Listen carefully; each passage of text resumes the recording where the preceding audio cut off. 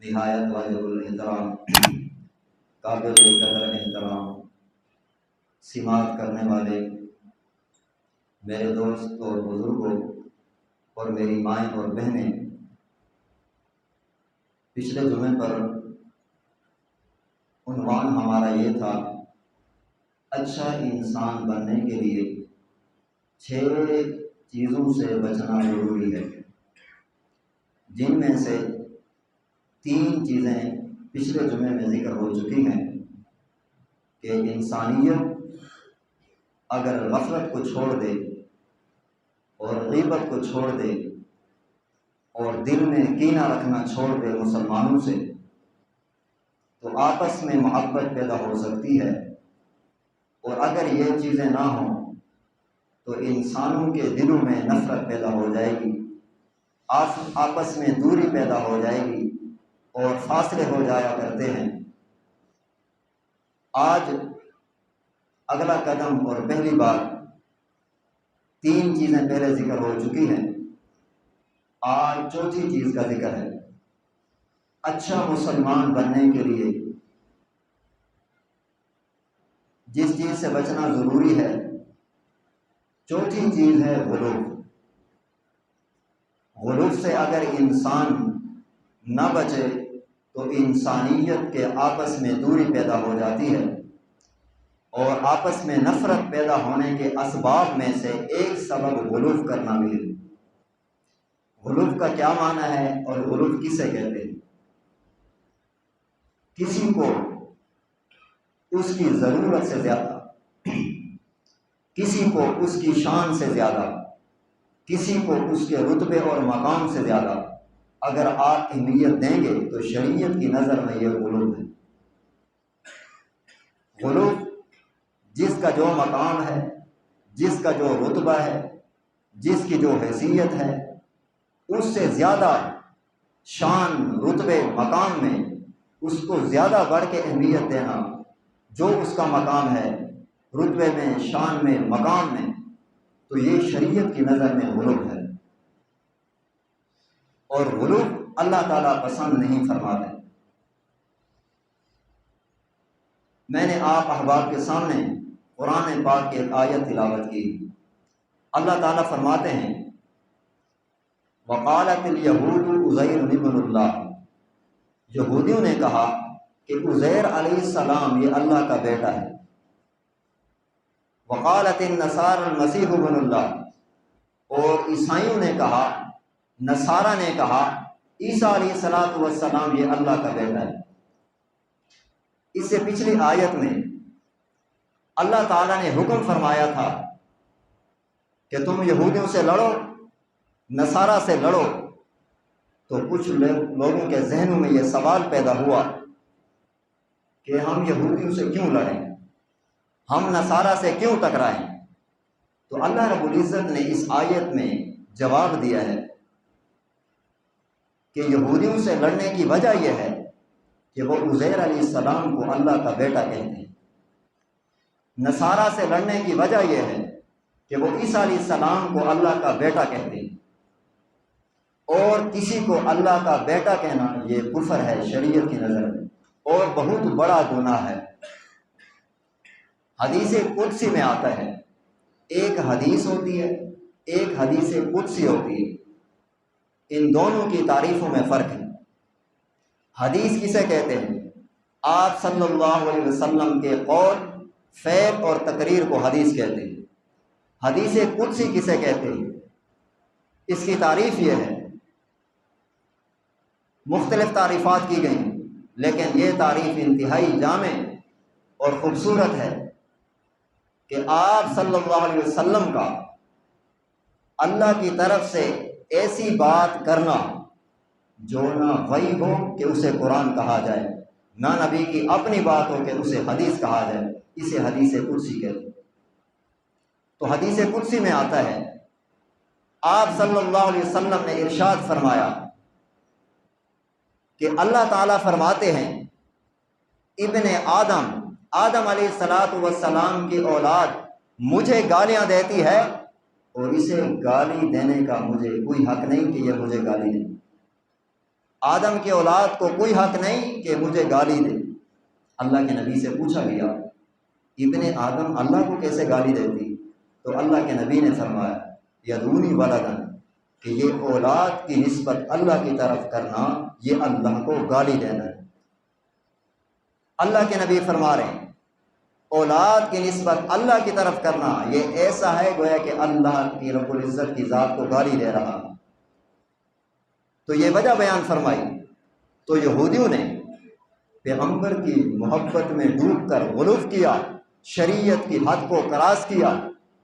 پیغمبر کا درجہ اپنے مقام پر ہے، لیکن پیغمبر کو خدا کا درجہ تو کوئی نہیں دے سکتا۔ تو عزیر علیہ الصلوۃ والسلام اللہ کے پیغمبر تھے، خدا نہیں تھے، خدا کا بیٹا نہیں تھا۔ تو یہودیوں نے غلو کیا تو اللہ رب العزت نے ان کے اس فعل اور عمل کو پسند نہیں فرمایا اور اس کا رد فرمایا۔ اور عیسائیوں نے بھی غلو کیا۔ عیسیٰ علیہ الصلوۃ والسلام اللہ کے سچے پیغمبر تھے، لیکن انہوں نے یہ کہا کہ یہ اللہ کا بیٹا ہے، تو اللہ رب العزت نے ان کے اس غلو کو پسند نہیں فرمایا۔ تو یہ یہودیوں نے اور عیسائیوں نے غلو کیا، تو میں غلو پر مثالیں دے رہا ہوں کہ شریعت کی نظر میں غلو اللہ پسند نہیں فرماتے۔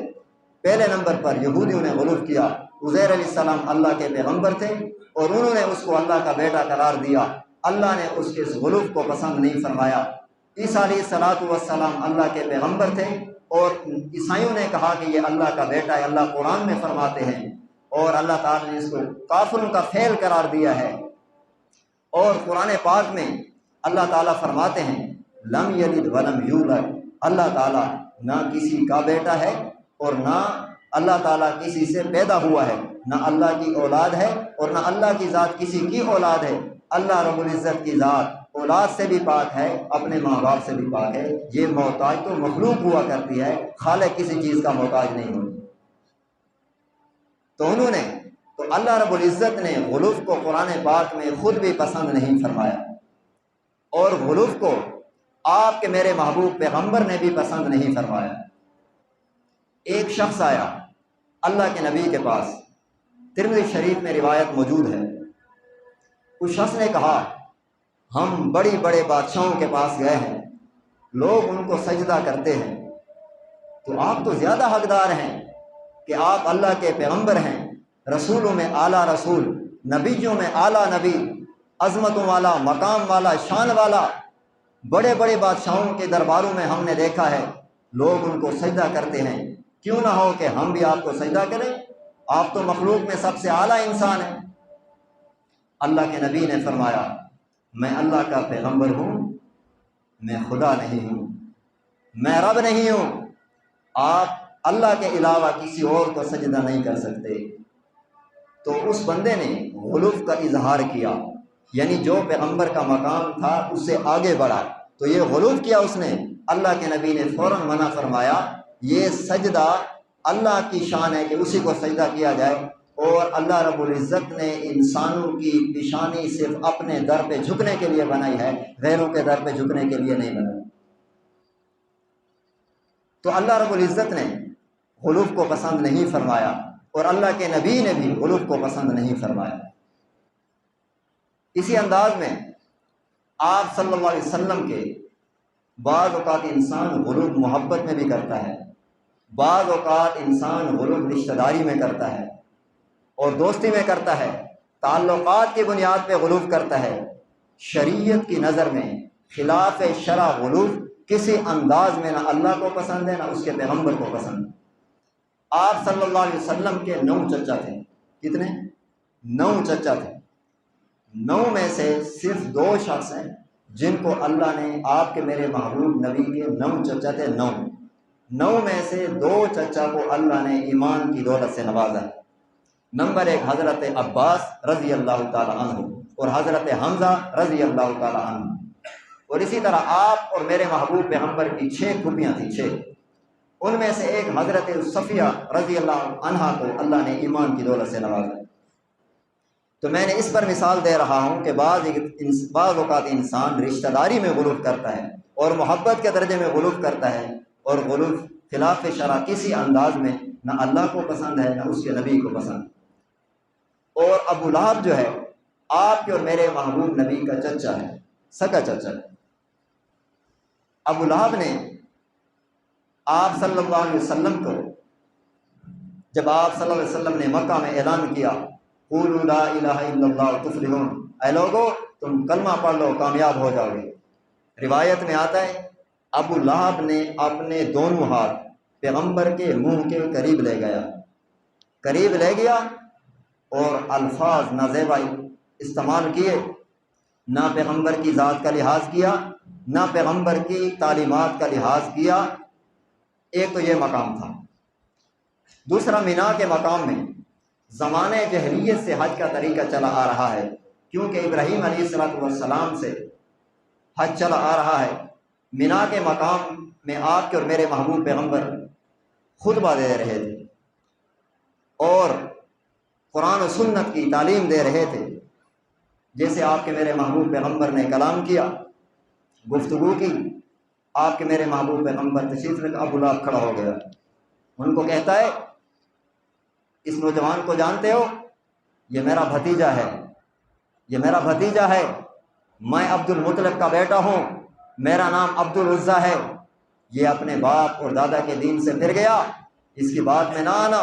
روایت میں آتا ہے اس نے زمین سے ریت کے ذرے اٹھائے، آپ کے میرے محبوب پیغمبر کی طرف پھینکے، اور اللہ نے قرآن میں بتایا تبت یدا ابی لہب و تب، ہلاک ہو جائیں ابو لہب کے دونوں ہاتھ، و تب، اور ابو لہب خود بھی ہلاک ہو جائے۔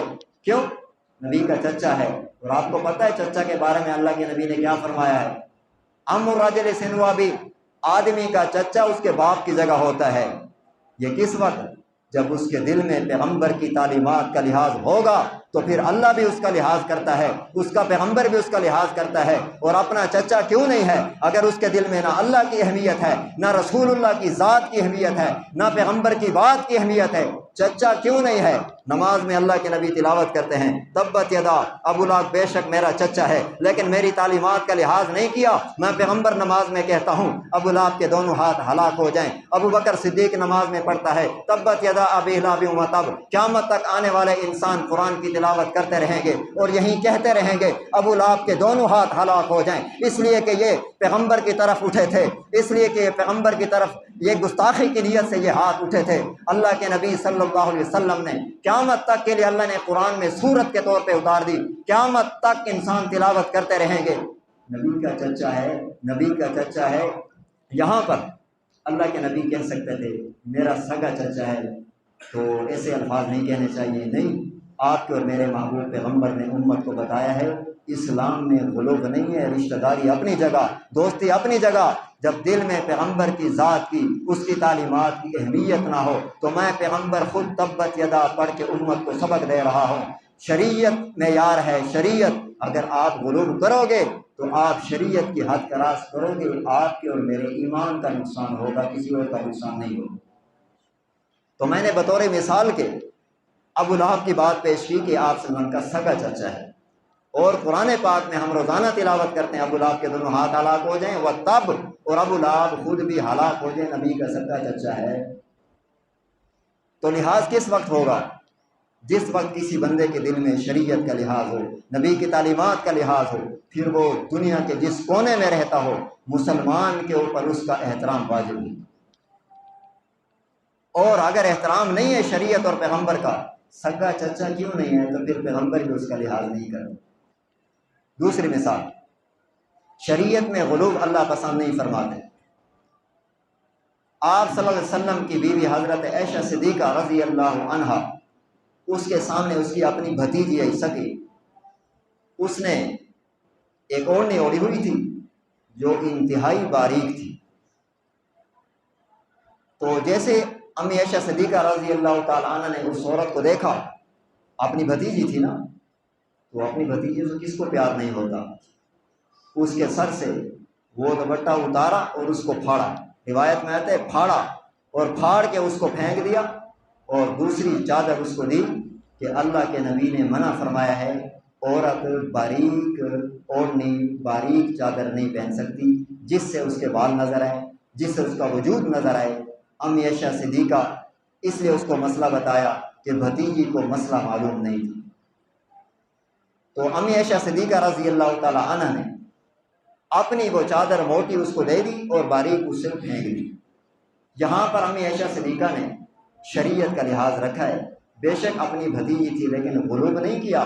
آج ہم غلوب کا شکار، رشتہ داری کے بنیاد پہ، تعلقات کی بنیاد پہ، ہم سب سے پہلے اللہ کے قرآن اور شریعت اور حدیث رسول اللہ کو دیکھیں، لیکن جہاں بھی اگر کوئی مقام ہے تو آپ اخلاق کے درجے میں اس کو سمجھائیں۔ اور آج کل آپ کے اور میری مائیں بہنیں باریک دوپٹہ استعمال کرتی ہیں، اور ہمیں چاہیے کہ ہم اس غلوب کو چھوڑ کر، اپنی طبیعت کو چھوڑ کر ہم شریعت پہ آ جائیں۔ تو امی عائشہ صدیقہ رضی اللہ تعالی عنہ نے اس کو دوسری چادر دے دی اور باریک چادر اس سے اتار دی۔ تو ہمیں بھی چاہیے اپنی ماں بہنوں کو باریک دوپٹہ نہ پہنائیں، جس کی وجہ سے ان کی نماز نہ ہو، جس کی وجہ سے وہ اللہ کے ہاں گناہ گار ہوں یا اللہ کی عذاب کی نظر ہوں۔ آپ اور میں پیغمبر کا فرمان سننے کے بعد، اس پر عمل کرنے کے بعد اپنے نبی کا سینہ ٹھنڈا کر سکتے ہیں۔ تو میں نے غلوب پر دوسری اور تیسری مثال عرض کی ہے۔ حضرت عبداللہ بن مغفل، کسی کے ذہن میں یہ بات آئے کہ ابو لہب تو غیر مسلم تھا، یہودی تو غیر مسلم ہے، نصارہ غیر مسلم ہے، آپ کسی مسلمان کی مثال دیں۔ حضرت عبداللہ بن مغفل رضی اللہ عنہ نبی کے صحابی ہیں، تو ان کا اپنا بھتیجا تھا، وہ انگلی کے اوپر ایک سنگریزہ رکھ کر دوسری انگلی سے یوں اڑا رہا تھا۔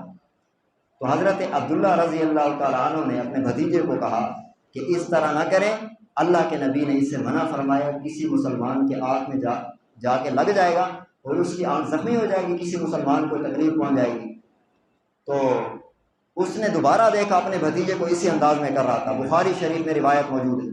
یہ صحابی اپنے بھتیجے کو کہتا ہے، میں اتنا زمانہ تجھ سے دوبارہ بات نہیں کروں گا، میں نے تجھے پیغمبر کا فرمان سنا ہے اور تجھے پرواہ بھی نہیں، اتنا زمانہ تجھ سے بات نہیں کروں گا۔ اسی طرح حضرت عبداللہ بن عمر، یعنی عبداللہ حضرت عمر کا بیٹا، پھر عبداللہ کا بیٹا حضرت بلال، اس کے سامنے حدیث بیان کی گئی کہ عورتوں کو مسجد میں آنے دیا جائے، اللہ کے نبی نے فرمایا، پہلے اجازت تھی، تو بہرحال کچھ اس میں تفصیل تھی، لیکن اس صحابی کو یہ تفصیل معلوم نہیں تھی، تو اس نے کہا نہیں، ہم روکیں گے، ہم عورتوں کو مسجد میں نہیں آنے دیں گے۔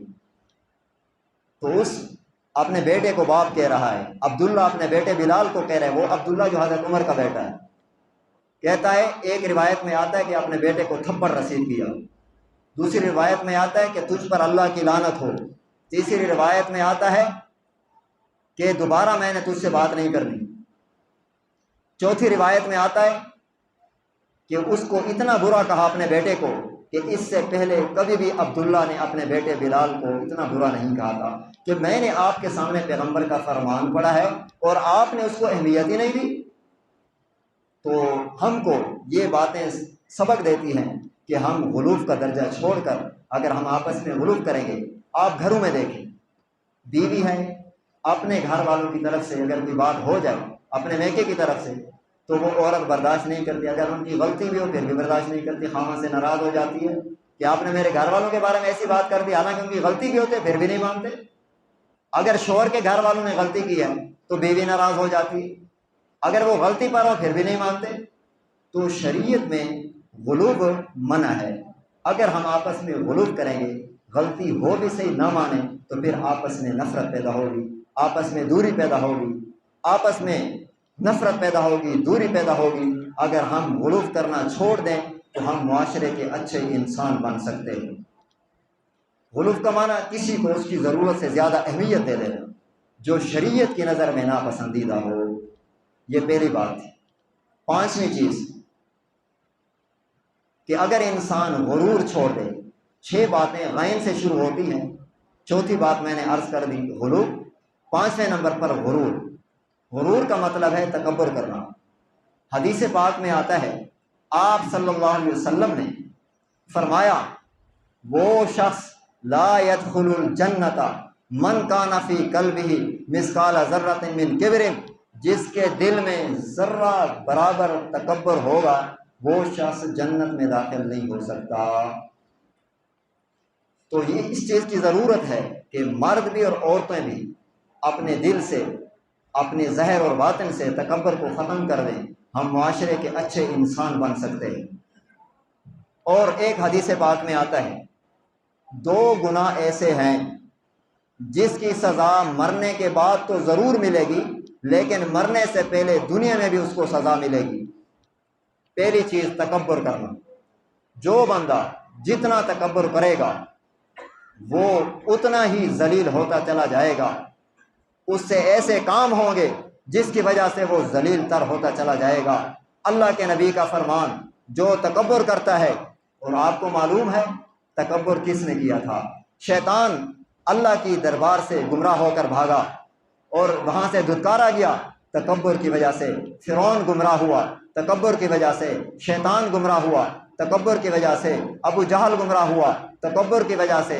تو تکبر مسلمانوں کی صفت نہیں ہے، ایمان والوں کی صفت نہیں ہے۔ اس لیے اللہ کے نبی فرماتے ہیں دو گناہ ایسے ہیں مرنے کے بعد تو سزا ملے گی، لیکن ان کی سزا مرنے سے پہلے دنیا میں بھی ملے گی۔ پہلے نمبر پر تکبر کرنے والے کو مرنے سے پہلے دنیا میں سزا ملے گی۔ دوسرے نمبر پر ماں باپ کا نافرمان، مرنے سے پہلے دنیا میں اس کو سزا ملے گی، مرنے کے بعد تو ضرور ملے گی۔ علماء نے ایک واقعہ لکھا ایک ڈاکٹر کا۔ ایک ڈاکٹر تھا، اس نے کہا کہ میرے پاس ایک مریض آیا، نوجوان لڑکا تھا، اچھی خاصی صحت مند انسان تھا۔ وہ کچھ دیر کے بعد چیختا تھا۔ ڈاکٹر نے اس سے پوچھا آپ کو بیماری کیا ہے؟ اس نے کہا کہ بس کچھ دیر کے بعد میری یہی بیماری ہے، میری صحت بھی ٹھیک ہے، میں سب کچھ ٹھیک ہوں، لیکن کچھ دیر کے بعد میرا کوئی بندہ گلا دباتا ہے اور مجھے یوں محسوس ہے میرا کوئی گلا دبا رہا ہے۔ تو اس ڈاکٹر نے کہا کیا بات ہے؟ یہ کافی عرصے سے ہو رہا ہے۔ کیسے ہے شادی کی؟ ہاں۔ کہتا ہے شادی بھی کی۔ میرا کوئی گلا دباتا ہے اور میں بڑا مجبور ہو جاتا ہوں، میرا علاج کرو۔ ڈاکٹر نے اس پر ترس کیا اور اس کا علاج شروع کر دیا۔ اب اس کے والد کو پتہ نہیں ہے کہ یہ ڈاکٹر کے پاس گیا۔ اس رات کو اس کے والد کو پتہ چلا تو صبح اس کا والد ڈاکٹر کے پاس آیا کہ یہ میرا بیٹا آپ کے پاس آیا تھا۔ اس نے کہا آیا تھا اور یہ کہتا ہے کہ مجھے یہ تکلیف ہے اور چیخیں مارتا ہے کہ میرا کوئی گلا دباتا ہے۔ اس نے کہا ڈاکٹر کو اس کا والد بتا رہا ہے کہ اس نے ایک گناہ کیا ہے جس کی وجہ سے اس کو دنیا میں اللہ سزا دے رہا ہے۔ اس نے کہا کون سا گناہ کیا؟ ڈاکٹر نے پوچھا والد سے۔ اس نے کہا اس نے اپنے پسند کی شادی کی، پسند کی شادی کرنے کے بعد تو اس نے ایک دن اپنی ماں کو کہا اپنی زبان بند رکھ ورنہ تیرا میں گلا دبا دوں گا۔ ماں کو کہہ رہا ہے۔ علماء نے لکھا کہ یہ ماں اس کو اصلاح کے لیے سمجھاتی تھی اور یہ اس کو جواب میں کہتا تھا اپنی زبان بند رکھ ورنہ میں تیرا گلا دبا دوں گا۔ اپنی ماں کو کہہ رہا تھا بیٹا۔ تو اس کے والد نے کہا یہ کچھ دن گزرے، اس کے بعد اس کے ساتھ یہ معاملہ ہے۔ باقی کوئی بندہ اس کا گلا دباتا ہے اور اس کو نظر بھی نہیں آتا۔ در حقیقت بات یہ ہے کہ اللہ کے نبی کا فرمان سچا ہے، میرا اور آپ کا ایمان ہے۔ آسمان اپنی جگہ چھوڑ سکتا ہے، زمین اپنی جگہ چھوڑ سکتی ہے، آپ کے میرے محبوب کا فرمان غلط ثابت نہیں ہو سکتا۔ اللہ کے نبی نے فرمایا دو گناہ ایسے ہیں مرنے کے بعد تو اس کی سزا ملے گی، لیکن دنیا میں بھی اس کی سزا مل کر رہے گی۔ اور اس کو جو سزا مل رہی تھی اپنے والدین کی نافرمانی کی بنیاد پر۔ تو بعد میں اس عرض کر رہا تھا نمبر 1 غلو چھوڑ دیں، نمبر 2 تکبر چھوڑ دیں۔ کسی کو حسن پہ غرور اور تکبر ہوتا ہے، کسی کو مال پہ غرور ہوتا ہے، کسی کو اپنی دولت پہ غرور ہوتا ہے، کسی کو کاروبار پہ غرور ہوتا ہے۔ غرور اور تکبر کو چھوڑ دو، اللہ کی رحمت برسے گی، اللہ کے قریب ہوتے چلے جاؤ گے۔ اگر تکبر کرو گے اللہ کی نظر سے تو دور ہوں گے، پیغمبر سے تو دور ہوں گے، لیکن جس معاشرے میں ہم رہ رہے ہیں انسانیت، جس بندے کے دل میں تکبر ہو غرور ہو اس کو انسان بھی پسند نہیں کرتا۔ اللہ تو نہیں کرتا، پیغمبر تو نہیں کرتا، انسان بھی اس کو پسند نہیں کرتے کہ اس بندے میں غرور ہے، تکبر ہے۔ تکبر کیا؟ اپنے کو دوسرے سے بڑا سمجھنا، اچھا سمجھنا۔ آج یہی چیز ہے معاشرے میں آپس میں نفرت کا سبب۔ دیگر اسباب میں سے ایک سبب تکبر بھی ہے۔ آپ تجربہ کر لیں، جس کے دل میں تکبر ہے آپ اس کو ذلیل ہوتا دیکھیں گے۔ پیغمبر کا فرمان ہے کہ مرنے سے پہلے یہ ذلت کو دیکھے گا۔ اس لیے آج ضرورت اس بات کی ہے کہ ہم اپنی زندگی سے غلو کو نکال دیں، معاشرے کے اچھے مسلمان بن سکتے ہیں۔ تکبر کو اپنی زندگی سے نکال دیں، عاجزی اختیار کریں۔ اور اللہ کے نبی نے اعلان بھی کیا ہے، اور ایک حدیث میں آتا ہے، ایک تکبر یہ ہے کہ انسان اپنے آپ کو بڑا سمجھے، دوسرا تکبر الکبر بطر الحق، حق کو ٹھکرا دینا، حق بات کو، حق فعل کو، حق قول کو ٹھکرا دینا، حق بات کا انکار کر دینا، صحیح عقیدے اور نظریے کا انکار بھی تکبر ہے، میرے نبی کی زبان ہے۔ الکبر بطر الحق، شریعت کا انکار نہ کریں، شریعت کی تحقیر نہ کریں، اور قرآن اور حدیث کا احترام کریں، اور جو قرآن اور حدیث کے نظریے اور عقیدے کی تحقیر کرے، گھٹیا سمجھے، اس کا انکار کرے، عملی طور پر یا قولی طور پر، دونوں انداز میں، اللہ کے نبی فرمانے کہ یہ بھی تکبر ہے، ہم نے اس سے بھی بچنا ہے۔ تو تکبر کی جتنی قسمیں ہیں، مسلمان تمام کو اپنی زندگی سے نکالنا مسلمان کا کام ہے، عزت دینے میرے رب کا کام ہے۔ اور اللہ کے نبی نے فرمایا من تواضع للہ، جس نے اللہ کے لیے اپنے آپ کو جھکایا اللہ اس سے بلندیاں دیتا ہے۔ من تکبر وضعہ اللہ، جس نے تکبر کیا اللہ اس کو گراتا ہے۔ مجھے اور آپ کو اس بات کی ضرورت ہے، مسلمان مردوں کو عورتوں کو اپنی زندگی سے غرور کو نکال دیں اور اپنی زندگی سے تکبر کو نکال دیں، اللہ اور اس کے رسول کی نظر میں عظیم انسان بن جائیں گے، اور معاشرے کی انسانیت کی نظر میں بھی عظیم تر انسان بن جائیں گے۔ جو کہا ہے سنا ہے، اللہ سب سے پہلے مجھے اور پھر آپ کو، پھر پوری امت مسلمہ کو، جہاں جہاں تک یہ آواز و صدا پہنچے، اللہ پوری امت کو نبی کے ان درد پر، نبی کے ان فرمانوں پر عمل کرنے کی توفیق نصیب فرمائے۔ تشریف رکھیں، پہلی اذان ہوگی۔ وآخر دعوانا الحمد للہ رب العالمین۔